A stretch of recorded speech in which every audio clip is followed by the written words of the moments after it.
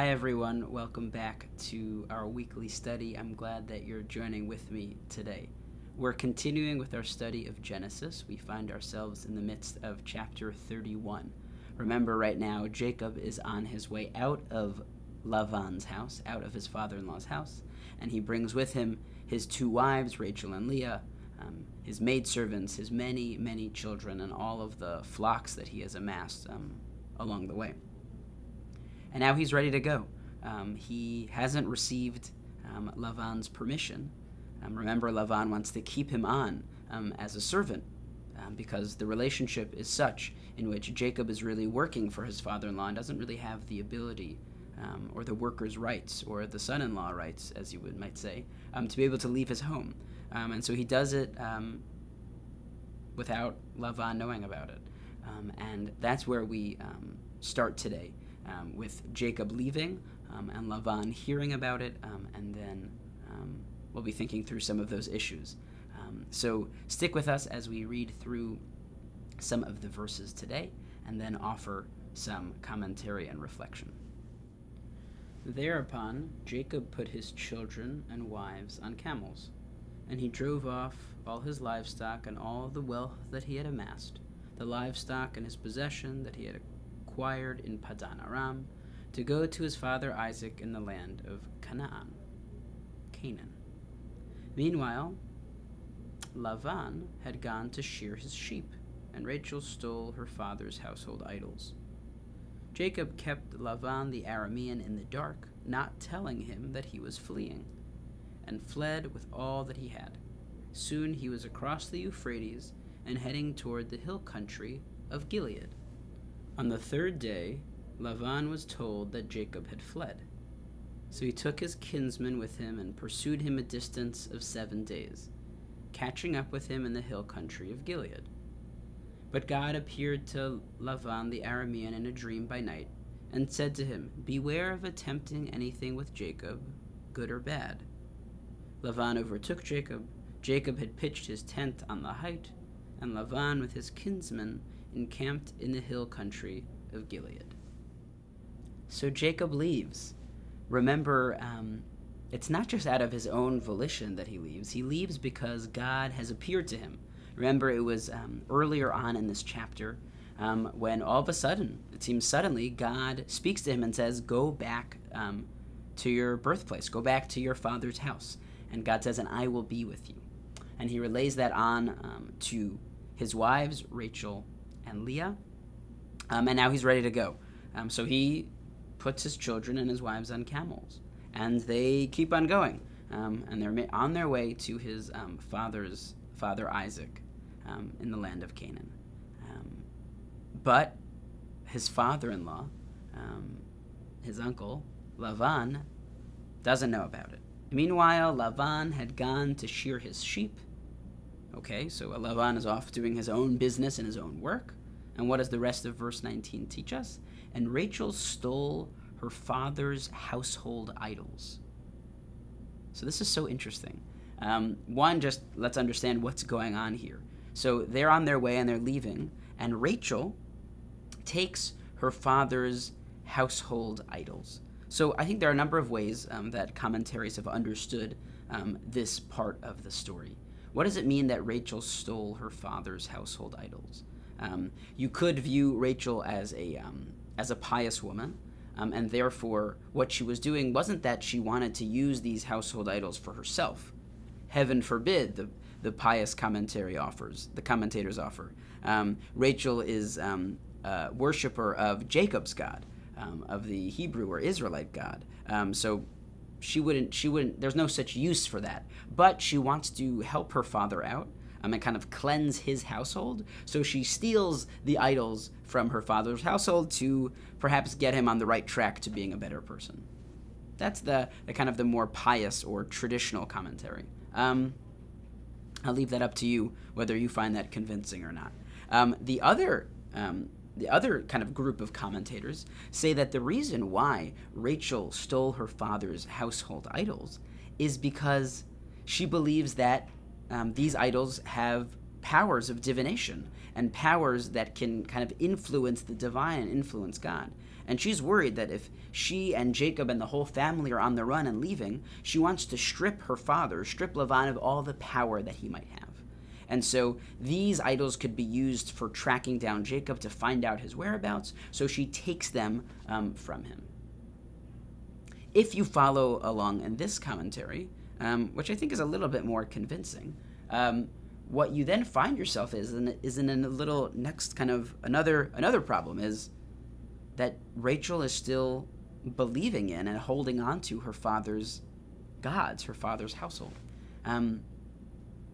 This is a time where Jacob and his household are leaving, right? Remember the previous week we talked about how Jacob was kind of setting it up that he could give his wives and his family the chance and opportunity to leave, and they say, "We trust you, Jacob, we believe in you, and we're going to follow you." Well, clearly not so much. If Rachel needs to steal her father's household idols, while her father Lavan is out shearing the sheep, and she kind of sneaks in and takes them, it means that there's something that's left for her in her father's household that's very important. Instead of criticizing Rachel, what I think we should do is kind of see Rachel in all of us. It's very hard to leave our parents' household. It's very hard to leave what we know, what we grow up with, what we trust, what we love. Even when we grow up, even perhaps if we get married, even when we start our own households, to be able to sever ourselves or cut ourselves off from our parents' household is probably impossible. For many of us, we want to bring those parents' household with us. And for some of us who want to bring it but also have our own lives, not being highly influenced by it is a real challenge. And so I think this moment here about Rachel stealing these household idols is a moment of introspection for all of us, as readers, as interpreters, as people who live life. Can we think of the moments in our lives where we've tried to transition for ourselves into a new identity? Perhaps that's a new identity within generations that we are wanting to separate from our family or our parents. Or maybe it's another type of kind of identity shift that you had in your own life. I think what this moment in Scripture is offering us is a moment of reflection, to think about how challenging it truly is to separate yourself from what you know and from what you love. So that's that piece. I want you to think about it for a little bit and kind of let it marinate and simmer for you. So I'll give you a moment to think about that. What I also wanted to bring up as well is that Jacob leaving on the run, in flight and in worry of his life, right? He's worried that Lavan is going to punish him, kill him, is the exact same way that Jacob left his father's household.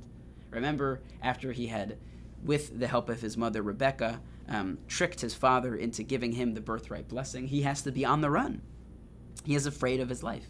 And so he leaves his father's household like that, and now he leaves his father-in-law's household like that as well. So this is a common theme within Jacob's life, that he is on the run, that he is worried about his life, that he needs to use his own ability to connive and move about and trick in a way that other forefathers will not do. And so the story continues that Jacob also steals something, so to speak, from Lavan as well. Jacob kept Lavan the Aramean in the dark, not telling him that he was fleeing, right? He doesn't send him a message. He doesn't tell him, hey, I know that we've had a disagreement, but I'm just going to set out and go, knowing that if he did that, he'd probably be told you can't, right? But instead, he just goes, and he flees with all that he has. Soon he was across the Euphrates and heading toward the hill country of Gilead. On the third day, Lavan was told that Jacob had fled, right? 3 days is usually kind of a period of a time. It's kind of enough time to notice, oh, someone's gone. First day, okay, they didn't tell me. Second day, I guess they're taking a long time. Third day, they're gone. they're gone and they're not coming back. So on the third day, Lavan is informed that Jacob has fled.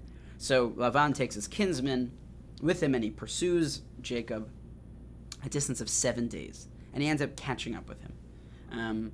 He ends up catching up with him because Jacob is carrying a very large load, right? We're talking about 2 wives and 2 maidservants and 12, 13 children that are all young of age, and many, animals. This is a large group that's going to take a long time to travel. So it's not a surprise. That Lavan and his kinsmen catch up to them. But unbeknownst to Jacob, kind of a surprise to us as readers in the story, God appears to Lavan in a dream by night and says to him, "Beware of attempting anything with Jacob, good or bad." That's just the one-liner, similar to how God appears to Jacob earlier in this chapter and says, "Go home and I will be with you." Just a one-liner, no point or no chance or opportunity for dialogue between God and individuals here. It's interesting. It reminds us, if we remember from our previous studies, of God appearing to Avimelech. Remember when Abraham went to the city of Gerar, and he is settling there also with Isaac as well and Avimelech, and God appears to them and says, I know these men have told you that these women are their sisters, but really they're their wives. Don't do anything bad to them. So again, God appears and is seemingly protecting Jacob and his family. Beware of attempting anything with Jacob, good or bad. Whether Lavan follows that or not, we'll have to find out next week. But this is what God's instructions are. Lavan overtakes Jacob, right? He catches up to him. Jacob's pitched his tent on the height, and Lavan and his kinsmen camped in the hill country. So that's where they are, and that's where we're going to stop for today.